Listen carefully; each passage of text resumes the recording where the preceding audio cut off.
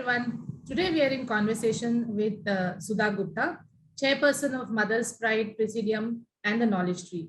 An iconic figure in the Indian education scene, Sudha Gupta has, for over a decade now, put in a lot of effort in trying to change the Indian education landscape.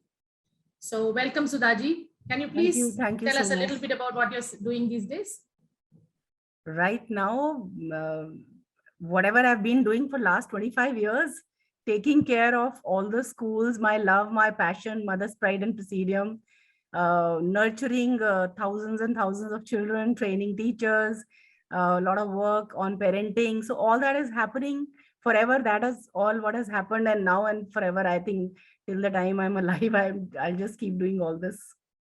You started preschool at a time when it wasn't seen as a need at all.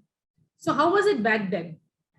I would say that it was not like that there was not a need, but unfortunately, it was not a very good need that preschool children were actually prepared for their interviews for senior secondary schools, which was a very, very bad idea. And thankfully, it's no more. So at that time, when I, just went around to see some schools, especially for my own kids, I just saw that, the situation of children was very, very bad. They were over pressurized and they were all rote memorizing various things like numbers, alphabets, and all that. But I thought that, I researched because my father is from NCERT, and I, wanted to do something for in preschool education. Then realizing the very bad situation of the schools, that in one or two rooms, people who were not trained and they had no scientific background were running preschools. So I approached Vinita Kaul, who was head of early childhood education department then. And I then thought that preschool is a very important age. It's a very impressionable age. A foundation is being laid at that time. So preschools have to be really very, very wonderful. So at that time, I thought that it has to be scientifically designed curriculum. Teachers have to be really very well trained. So at that time, a different kind of need started, and then I started Mother's Pride.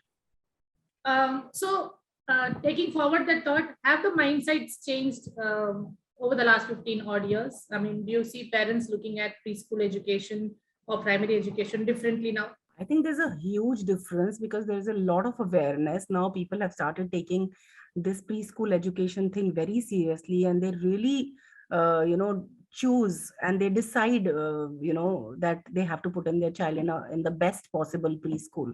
So because of the awareness, I think there's a huge difference that is present nowadays. So, what is the most important aspect parents must consider when selecting a preschool for their child?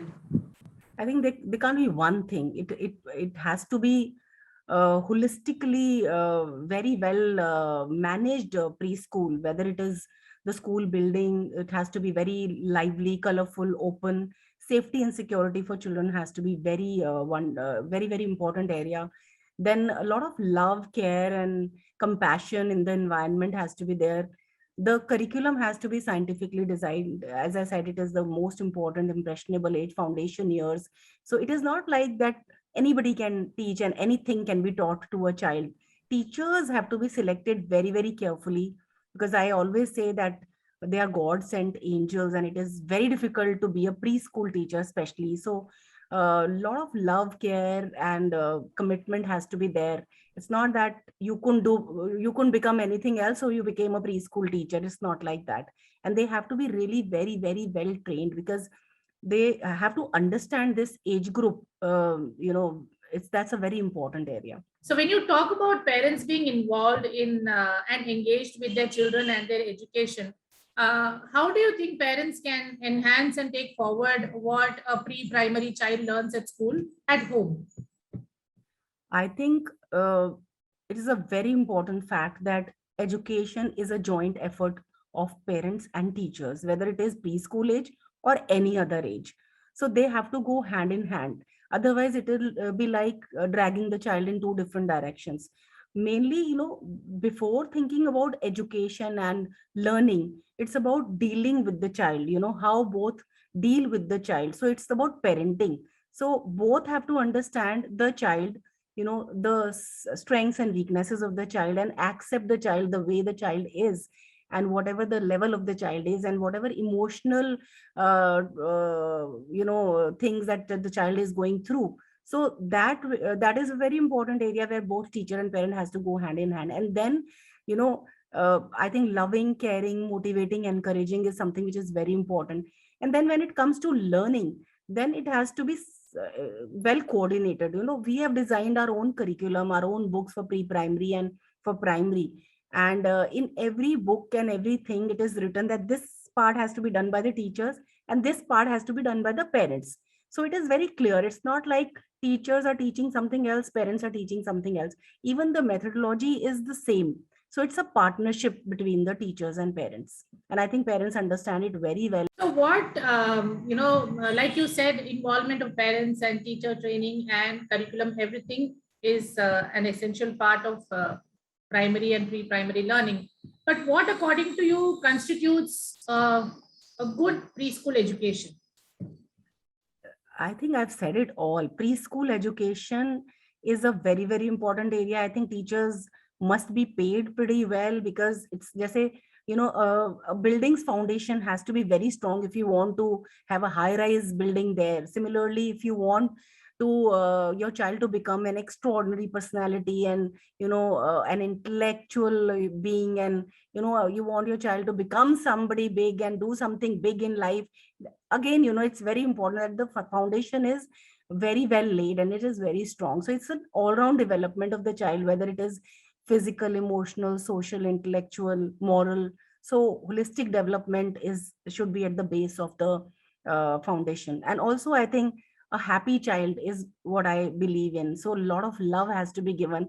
If the child's foundation is nurtured with love, happiness, and care, I think nobody can beat that. Rightly said. So, when we are very young, of course, our parents teach us and sit with us and, come to school far more often.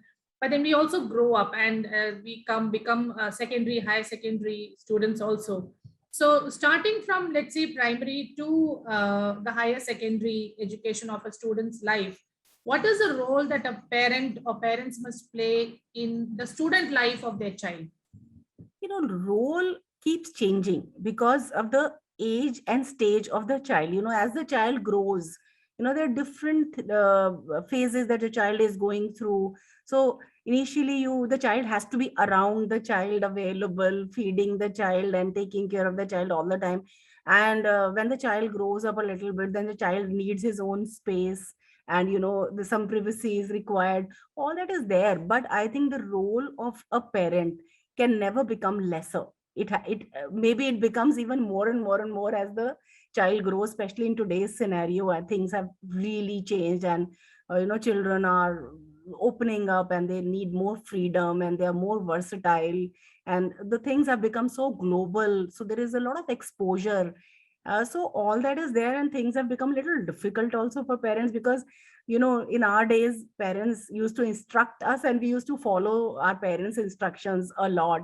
But now the equation has become different, that it is a friendly parent you have to be, and you have to listen to your child, and it's very important that your child trusts you.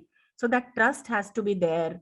And even if you're not communicating a lot, if you're not with each other a lot, but then you have to be there so that you are approachable to your child. Your child can ask anything and any time, and no matter how busy you are, because that little time you have to be there with the child. That equation, that bonding is more important than actually having a lot of time for each other.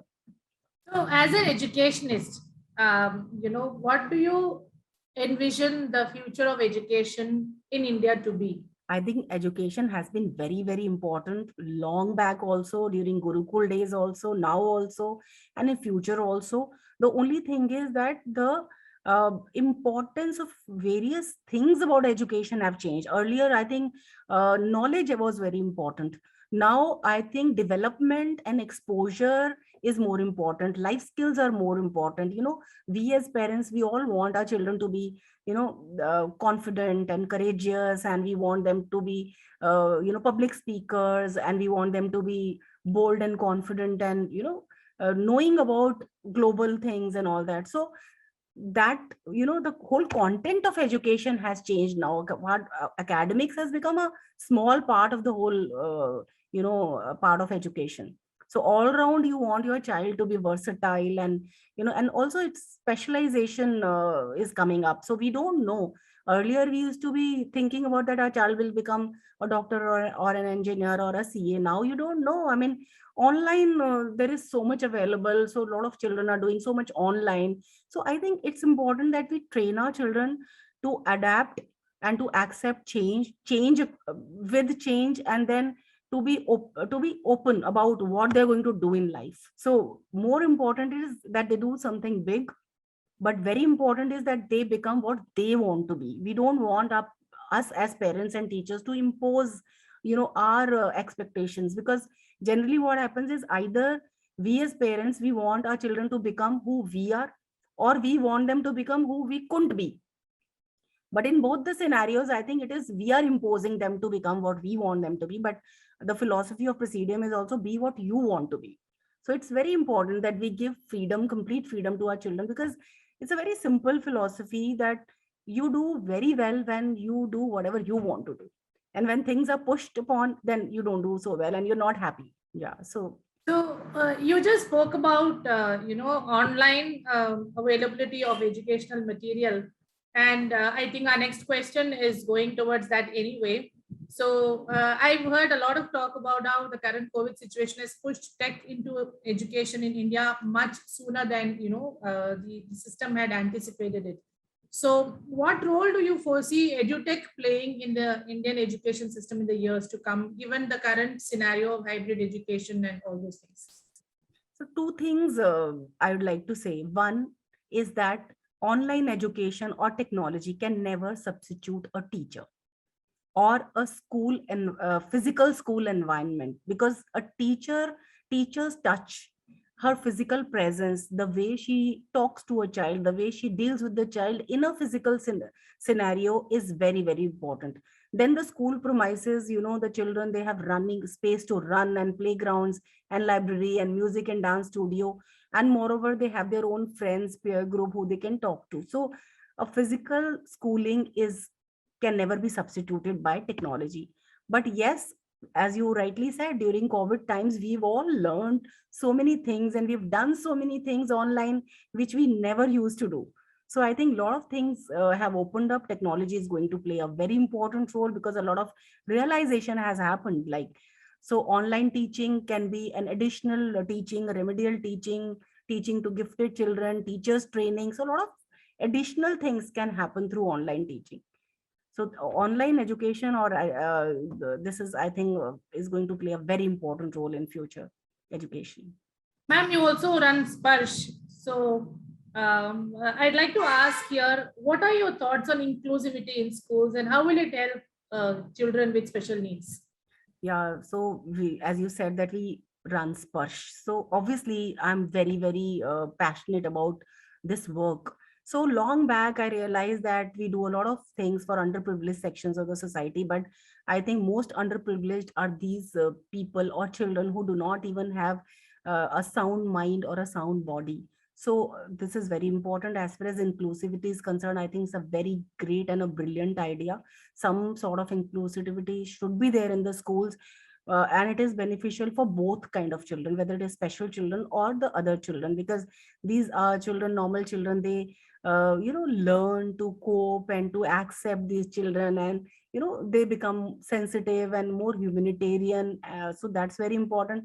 And for special children, I think it's a great idea that they mix with the other children, and in the normal school environment, I think their growth, development and learning is brilliant.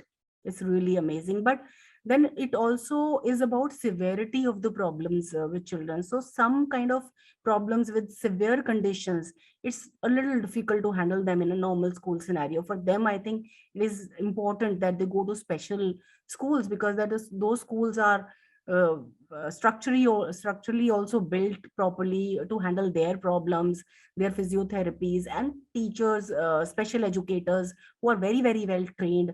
They are there fully focused on these children, so their problem can be solved in special schools. When it comes to higher education, what do you foresee India heading towards? I mean, right now after COVID, there's a marked change in the mindset of people, with a lot of talk going into arts and humanities, and breaking the current mold that we had, which was a lot of preference for engineering courses. So how do you foresee higher education shaping up in India?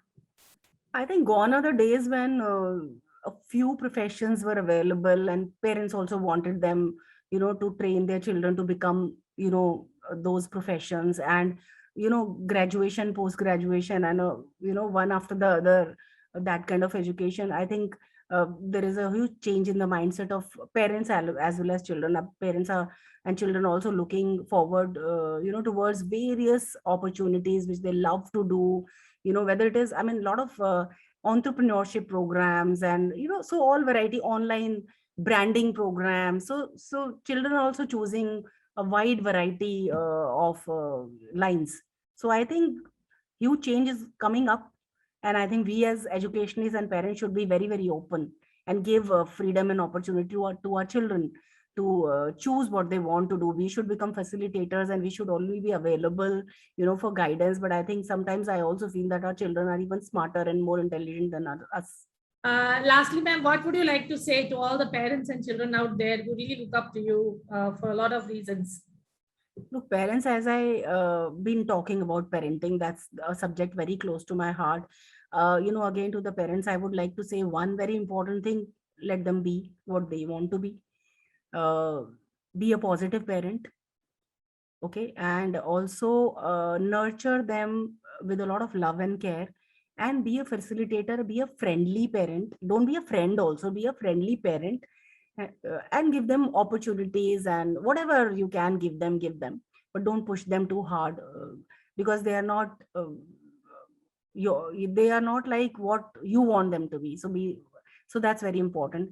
To the children, I would like to say, first of all, enjoy your childhood, celebrate your childhood. That's very important. The parents also, I'd like to say, allow your children to celebrate their childhood. Parents, you're very lucky that you have a child. You ask those people who doesn't have a child, so it's a god sent gift to you. Enjoy that child and celebrate their childhood. You can also celebrate your childhood with them, because no matter what, there is a child within each one of us, no matter how old we are. To the children, again, I would say, just enjoy everything, but and be what you want to be, but very importantly, be a leader of tomorrow, because you have certain commitments towards the society, towards your country, and towards this mother earth. So don't only make your life worthwhile for yourself, make it worthwhile for everybody else. Because if today's children becomes the future of this nation, then they can contribute hugely, so that this nation can become a greater nation in this world. Like that. Thank you so much, ma'am. It's been a wonderful experience speaking with you, and look forward to repeating it soon someday. Yeah, thank you so much, Jyoti. Thanks.